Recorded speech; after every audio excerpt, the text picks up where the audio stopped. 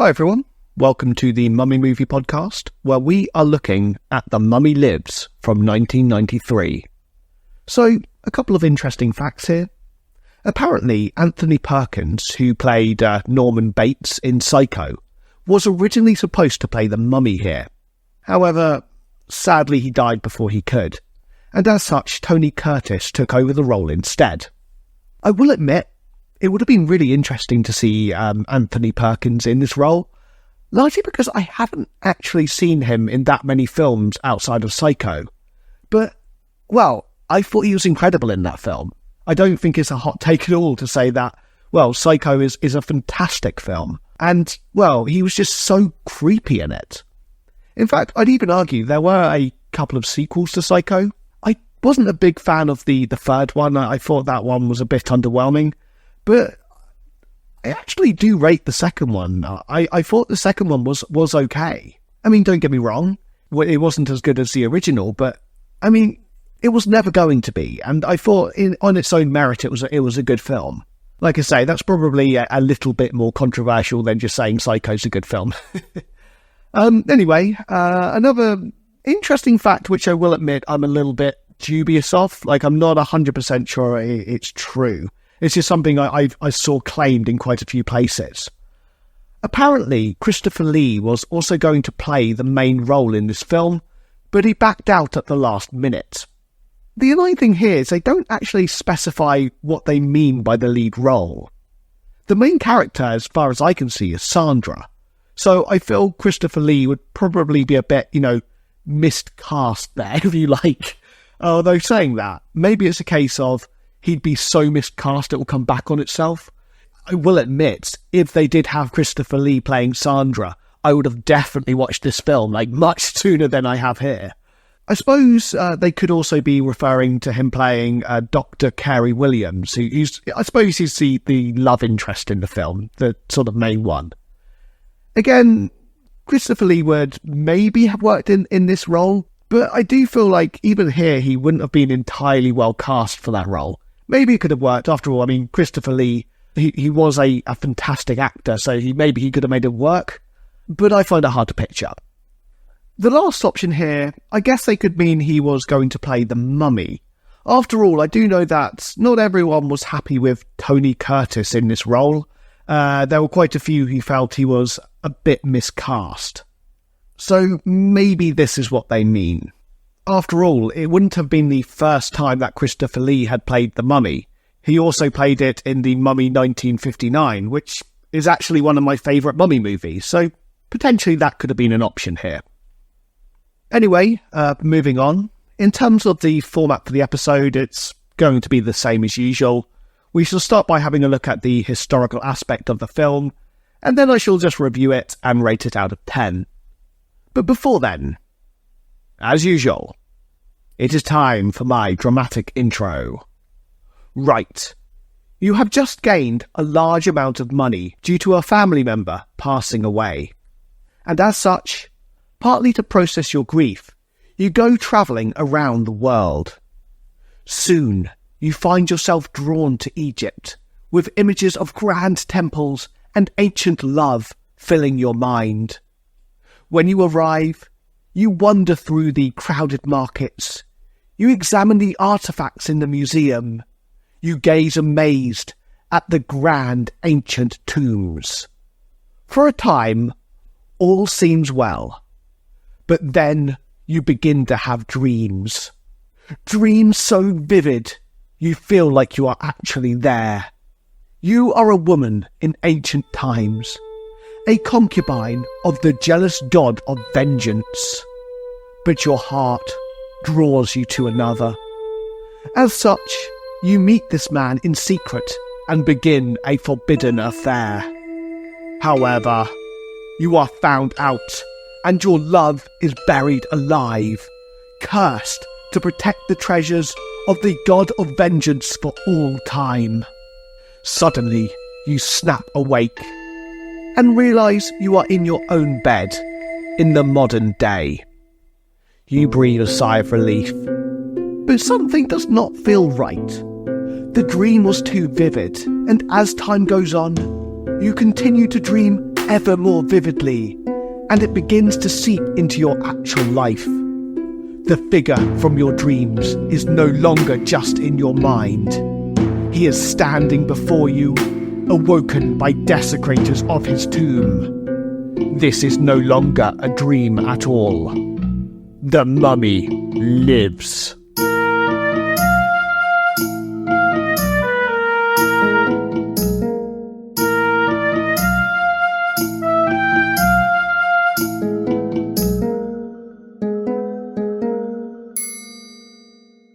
Okay, so as kind of said a second ago, here I'm just going to go over the kind of like history the film presents, to see what it gets right and wrong, and also to use it as a bit of a jumping off point, essentially an excuse to talk about interesting things, if you will.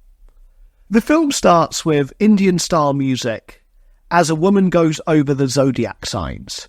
So, fantastic. Immediately they are getting cultures mixed up. Though, if we are being very kind to this film, zodiac signs do actually appear in ancient Egypt, albeit very late in that time period, so very late in Pharaonic Egypt. In fact, whilst astrology as a whole first appears in Mesopotamia, the zodiac signs were a Greek invention. In Egypt, astrology started to develop at the end of the first millennium BC, when the Greek family, the Ptolemies, were ruling as pharaohs. So, just for reference for anyone who might not know, definitely the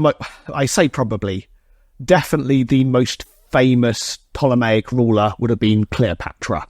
As such, astrology in Egypt at this time was kind of a sort of a fusion between Greek science and Mesopotamian ideas of stars.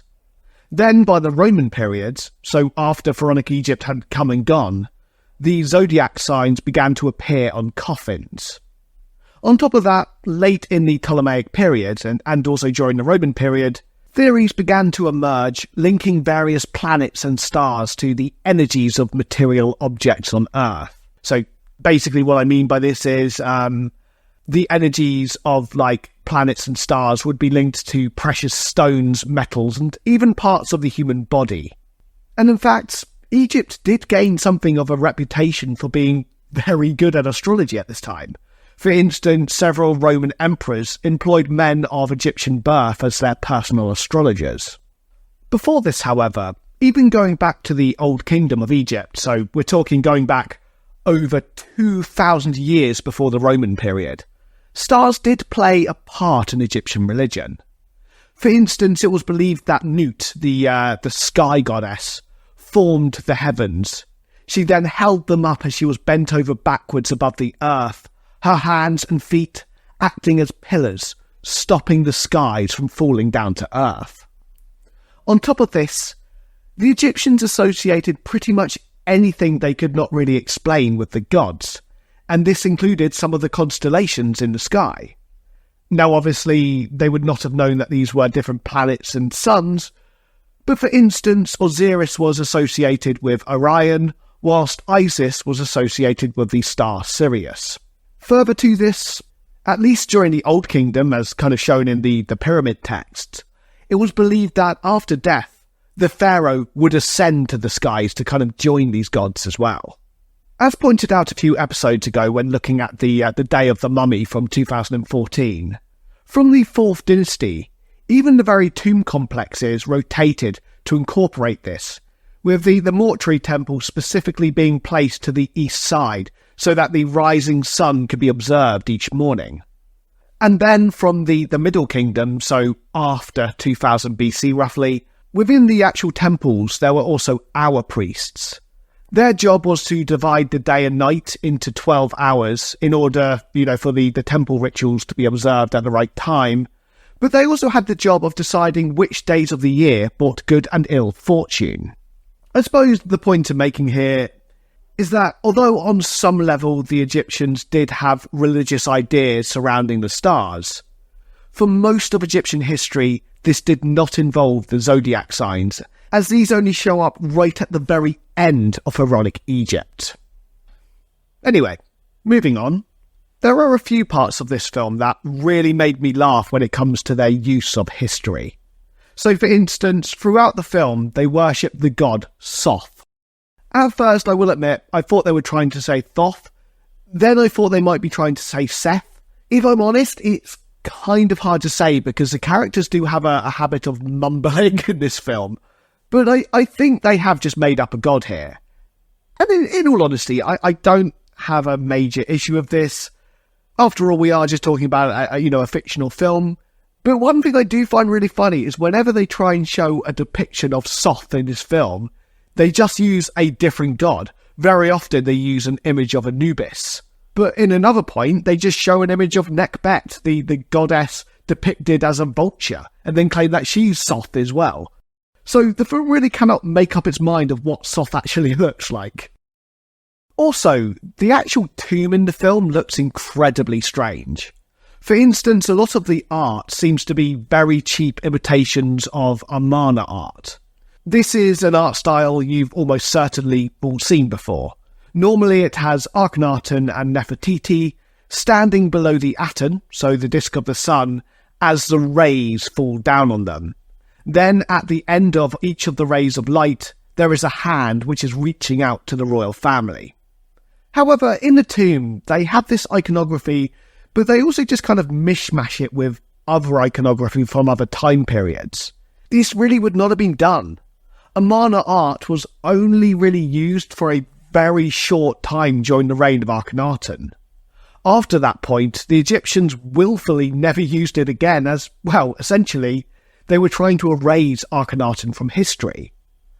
I've gone over this a few times during this podcast, but just quickly, Akhenaten basically placed the Aten, so the disk of the sun, above all other gods, and also tried to erase a lot of other gods as well. The most noticeable of these would be the god Amun, as he had a particular hatred for that god. This was a very radical thing to do, and as such, the pharaohs that followed him didn't act kindly to this. As such, they tried to erase him. So you can kind of see why you wouldn't have other types of Egyptian art mixed with Amarna art. It doesn't make sense. Although, I suppose in fairness, this tomb is supposed to be in the Theban necropolis. And you do get one tomb in the Theban necropolis called the tomb of, I believe his name is Per-en-Nefer. I could be getting that wrong. Sorry, I'm kind of ad-libbing this bit a little bit. His tomb is definitely TT188. That is one thing I do remember. But basically, he was the royal cupbearer of Akhenaten quite early on in his reign. And the art in his tomb is really fascinating because you can see the early art is in a traditional kind of Egyptian style when Akhenaten was early on in his reign. Basically, at this time, Akhenaten was called Amenhotep. He was Amenhotep IV. But then later on in the tomb, we see the art style change and become more like in the kind of like Amarna style, if you like. It's a really fascinating tomb. If you do ever get a chance to go to Luxor, I really recommend going and looking at it because I feel it is one that a lot of people just walk by. But either way, as we will see from the next point, this tomb can't possibly have come from the Amarna period anyway. It must have come from before. So let me explain a little bit. So, in the tomb in the film, they claim that there is an inscription that reads, Year 1950, on the 7th day. I'm not going to let the film get away with this. It's quite clear that they are trying to say 1950 BC, but they just haven't added the BC part because they know people will know that's wrong. Because, well, amazingly, the ancient Egyptians did not know that Jesus was going to be born. Shockingly, they had no idea about this dating system. Instead, generally, the ancient Egyptian dating system was done via kind of like regnal years. So say we are in the 19th year of Ramesses II. Actually, no. Let's do a pharaoh who's a little bit closer to 1950 BC. Let's say Senuseret I. The dating of an event during his reign would go something along these lines. regnal year 15, the third month of the Akhet. So the Akhet is the inundation when the Nile is flooding the fields. Day 5. So just to repeat, it will be regnal year 15, the third month of the Akhet, day 5. Now, obviously we can't say exactly what year this would correspond with. After all, if you're doing things by regnal years, things can get quite confusing, especially when, say, a new ruler is suddenly discovered, or maybe a later regnal year for a ruler is discovered. It means everything has to shift up and down, meaning this far back we can't really have exact dates. But by the same token, if we see third month of the Akhet, this would likely correspond to around about, say, like mid-October. And we know that it's supposed to be the 5th day because it says that, so we could probably hazard a guess that this might be somewhere around, let's say, the 20th of October or something like that. In terms of the year, like I say, we can't be certain, but it would likely be somewhere in the realm of maybe like 1955-ish BC, give or take. Anyway, going back to the film, on the upside, when it comes to this tomb, when they first go into it, one of the thieves claims that no tomb has been found in the valley that has not been broken into or robbed in some way. As such, the tomb they are standing in is incredibly important because it is intact. The valley they are referring to here is the Theban necropolis, and in fairness to the film, they do specify this earlier on. Also, they are correct. Even the tomb of Tutankhamun, which was found in the Valley of the Kings, has evidence of theft, and that's the most intact tomb by a long shot. Further, although much of what they say in this scene is admittedly incorrect, and honestly incorrect to an impressive level, they do also claim that the body of the mummy was treated with natron. Natron is a natural salt that is found on the banks of the Nile, and during mummification it was used to dry out to the mummy, helping to preserve it. In fact, during the mummification process, which typically took about 70 days, 40 days of this process involved leaving the body in a bath of natron to dry it out. On top of that, the accuracies don't just end with this one scene. So later on in the film, when the mummy has come back to life, he claims that beer was the national drink of ancient Egypt. I'm not sure an ancient Egyptian would use this wording necessarily, but it was definitely the most popular drink in ancient Egypt, and in fact it was the staple of the Egyptian diet alongside bread. So wording aside, the film does get this correct. However, finally, on a less accurate note, at one point in the film, the archaeologists find a box that has a cat on top of it, like a model cat. One of the archaeologists in the film claims that this is Bastet. Aziru, the mummy, then claims that Bastet was a mixture of wild cats, whilst the one on the box is domesticated. He then claims that the inscription inside the box reads thus: "The tongue is the best and worst thing in the world." First things first, if this tomb was actually supposed to be built in 1950 BC, then Bastet would have actually been depicted as a lioness. She was only depicted as a cat after 1000 BC, and then she was most certainly a domesticated cat. In fact, she became incredibly popular as a household god at this time. However, given that this tomb is supposed to be from 1950 BC, the inscription inside the box doesn't make sense at all. First things first, it doesn't say the tongue is the best and worst thing in the world. It just doesn't say that. I will admit, it is a bit annoying, but I wasn't able to find a good quality version of this film. It's really annoying, but it is available in America on things like Amazon Prime, but in the UK it's really hard to find, and as such I had to watch a pretty poor quality copy of it.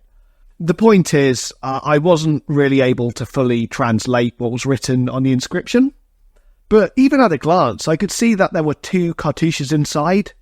One read Neb-Khepere, and the other read, someone you may have heard of, Tutankhamun. And just for reference, Neb-Khepere is Tutankhamun's throne name. So, okay, this tomb is supposed to be from 1950 BC. Tutankhamun was reigning about 600 years after this. On top of this, you know that Amarna art I was talking about before? The one that shouldn't have been in the tomb? Well, that also is probably from about 600 years after this tomb. Basically, Akhenaten was very likely Tutankhamun's father and ruled a few pharaohs before him. So, overall, there are one or two parts here that are admittedly largely quite incidentally correct. For instance, it points out that beer was the staple of the Egyptian diet. It also makes it known that all of the tombs of the Theban necropolis were broken into, and further points out that natron was used in embalming. On top of this, I guess you could argue that late on in Egyptian history, towards the very end of pharaonic Egypt, they did have zodiac signs. Though realistically, the film also claims that the tomb comes from 1950 BC, which definitely is not at the end of Egyptian history. No, I can't give the film that one. I'm sorry, I just can't. It is wrong. Also, the tomb has very poorly done Amarna art, and this is mixed with more traditional Egyptian art. This really just wouldn't have been done. Finally, it is claimed that a lot of statues of Anubis in the film are actually of their made-up god, Soth. On top of that, it also claims that images of Nekhbet are Soth as well, so it really can't make up its mind of what this made-up god looks like. Overall, although there are one or two good details here, they are definitely few and far between. Okay, we have now arrived at the review section. So here, I'm simply going to go over the film, saying what I liked and disliked, or admittedly in some parts found funny, and then rate it out of 10.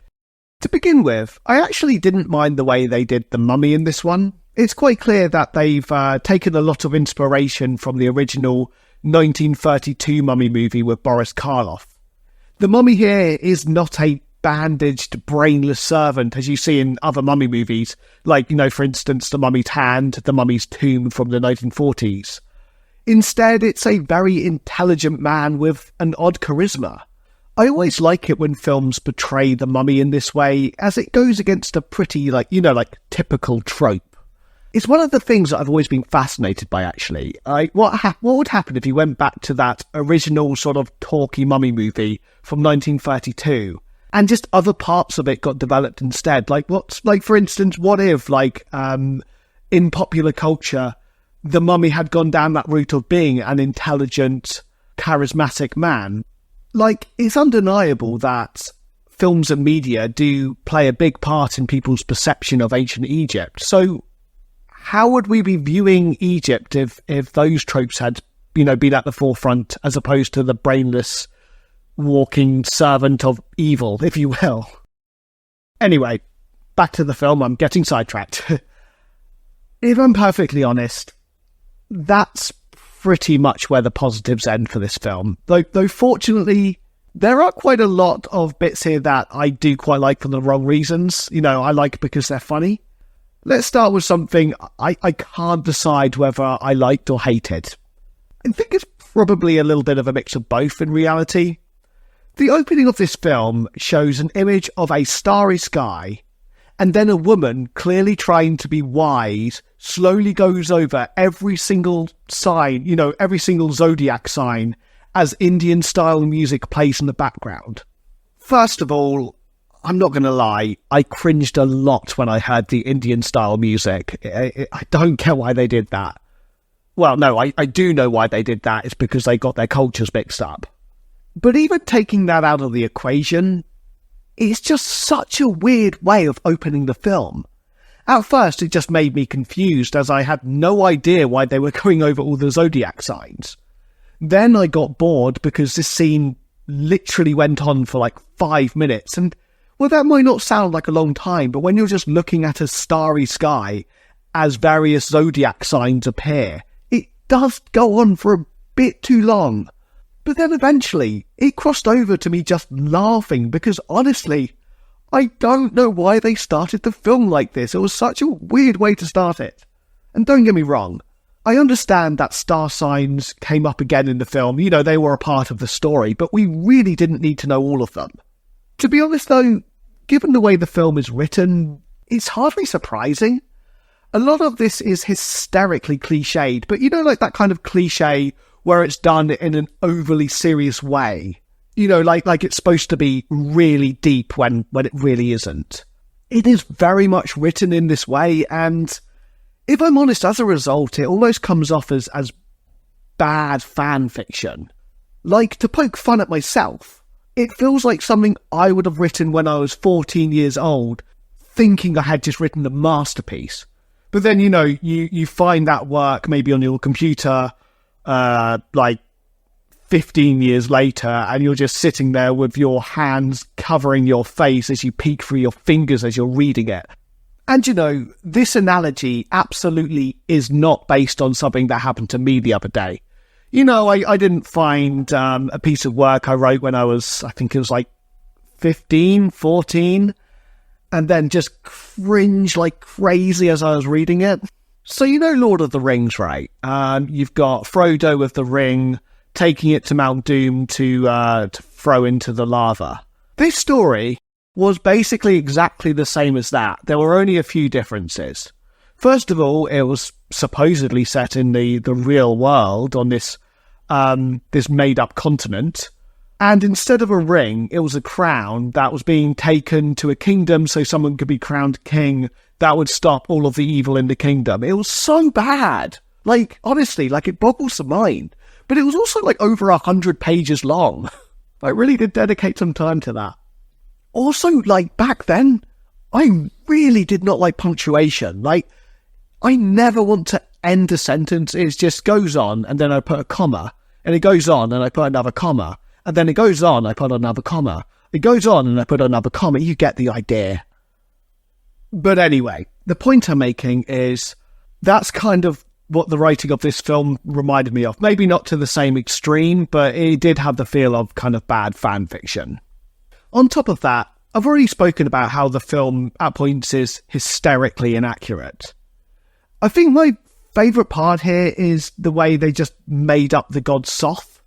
I'm guessing this is supposed to be a mix between Seth and Thoth, though realistically, it's probably just the writers going, ooh, that sounds Egyptian-y. I'm probably putting more thought into that than the writers of the film did. But then again, like I said, the fact that they just get images of Anubis and say it's Soth is really funny to me. And the fact that they then show other gods such as Nekbet and say that they're Soth is even funnier. Like, I was laughing a lot at this. Or then, in another scene, we have some thieves in the tomb. One of them shines his light at the door of the inner chamber and then goes, "Ah, the Eye of Horus." The Eye of Horus is literally not on the door at all.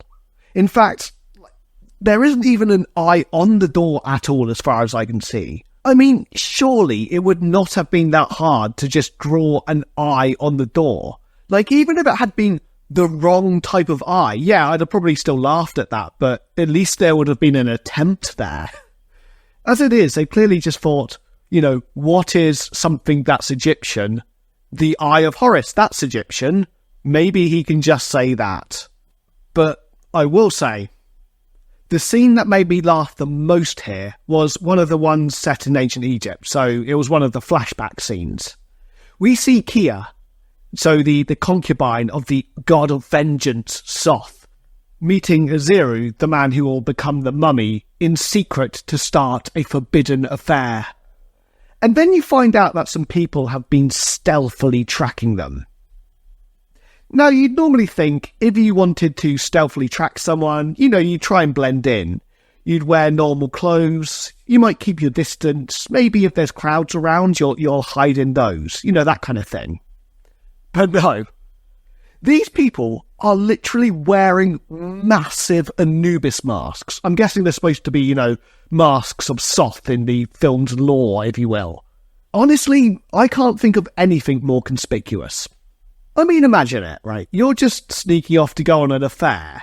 You are walking down the street when you see someone hiding behind a small bush wearing a massive dog head. Because that's essentially what's happening here. There's several scenes where they're literally just hid behind bushes, and you can see the dog's like ears poking out of the top of the bushes. It looks really silly. Maybe this is being presumptuous, but I feel that would be a cause for suspicion at the very least. And what's even better here is the people wearing the Anubis masks then call for an ambush, and all of the people in the ambush are just dressed as normal people. So why would they not have been doing the following? What was the purpose of wearing these massive dog heads other than to be conspicuous? Another fun scene here. Okay, so the coffin in the film, or the sarcophagus. Oh, you thought I just made a mistake, didn't you? You thought I got a coffin and a sarcophagus mixed up, didn't you?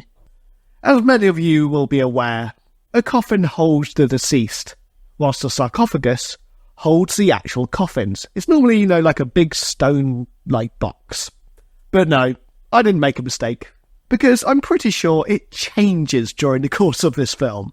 I mean, I've seen plenty of instances whilst doing this podcast where coffins have accidentally been called sarcophagi, but I think this may be the first instance I've ever seen where they just randomly change it during the course of the film. Essentially, in some scenes, we see a coffin actually inside of the sarcophagus. In others, it's just a coffin without a sarcophagus, and in others, it just seems to be a sarcophagus. And I will point out, I'm talking without the box moving at all. This is just whilst it's in the tomb.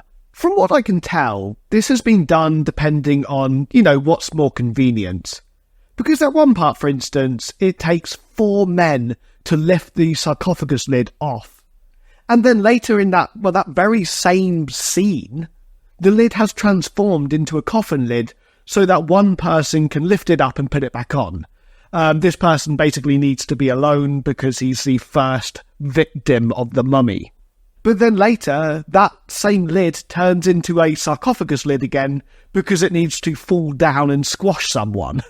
I mean, don't get me wrong, the Egyptians were a very intelligent people, but I don't think they had this technology.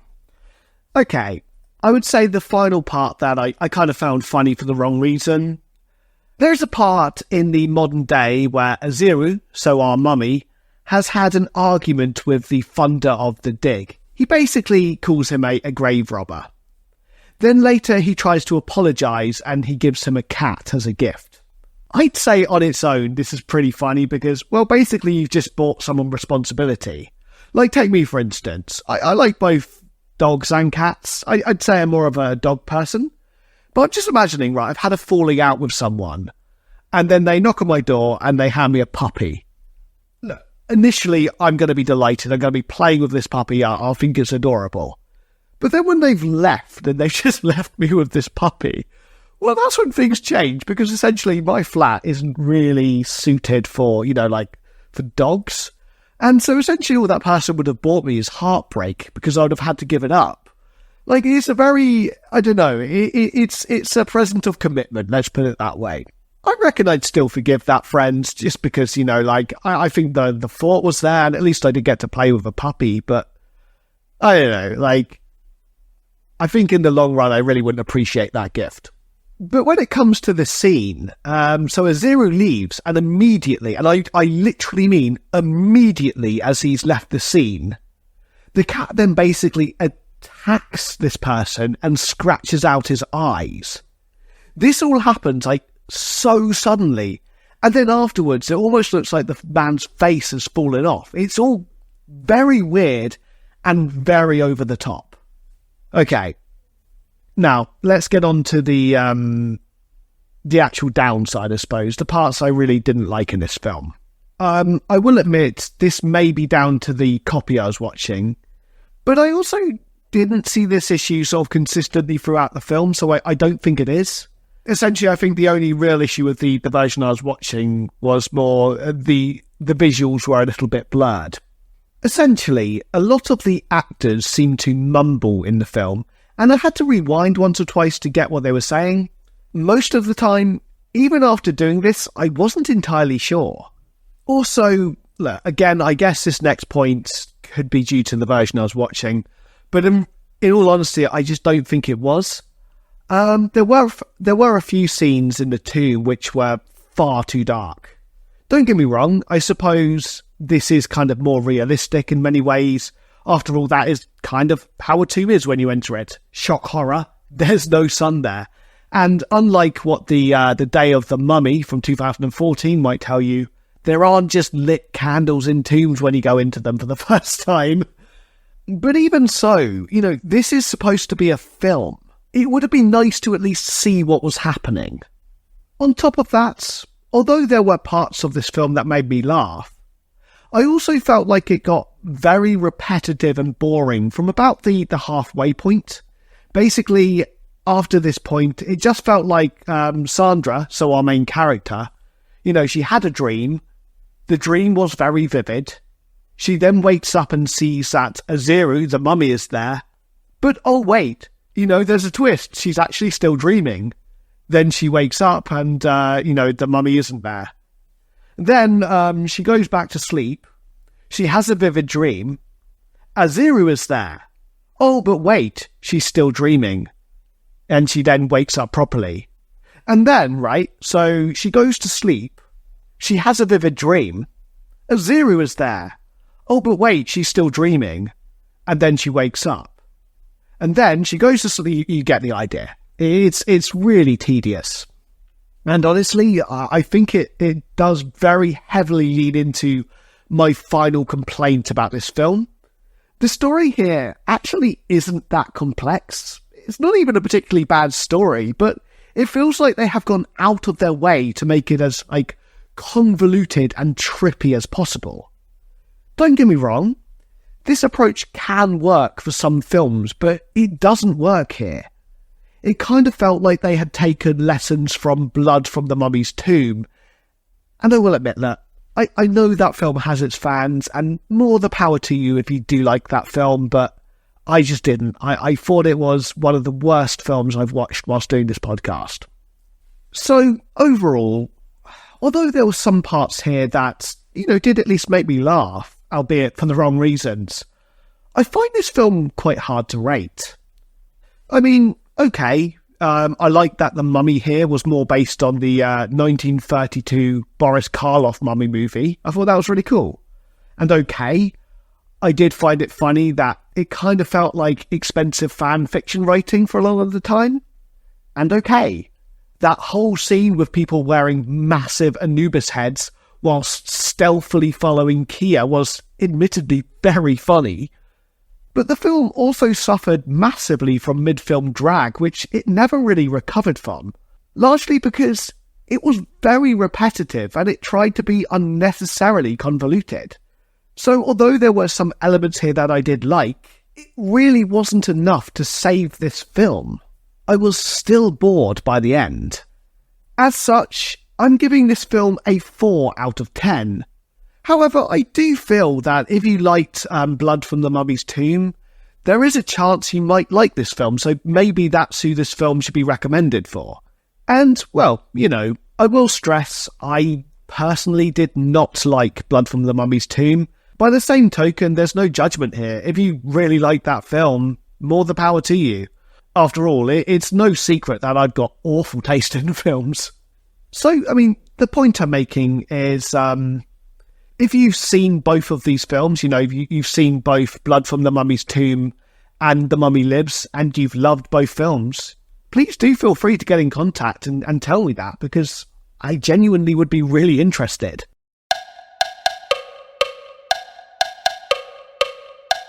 Thank you very much for listening. I certainly hope you've enjoyed this episode, and if you have, please do like, subscribe, leave a comment. If you would like even more of the Mummy Movie Podcast, please do check out my Patreon. There's a link in the episode description. You will get deleted scenes, bonus episodes, extended episodes, all episodes 2 days early. So there's a lot of little bonuses there. And join me next week when we are going to be looking at a film I'm actually really excited to cover. So basically, there's a series of films from Mexico which pit Aztec mummies against luchador wrestlers. They just sound like so stupid, and honestly, they also sound exactly like the kind of film I want to watch. So next week, we shall be looking at what I think is the oldest of these films. It's called Las Luchadoras contra la Momia. Again, as usual, I hope I pronounced that correctly. Otherwise known as The Wrestling Women versus the Aztec Mummy from 1964. I hope you all have a fantastic week, and see you then.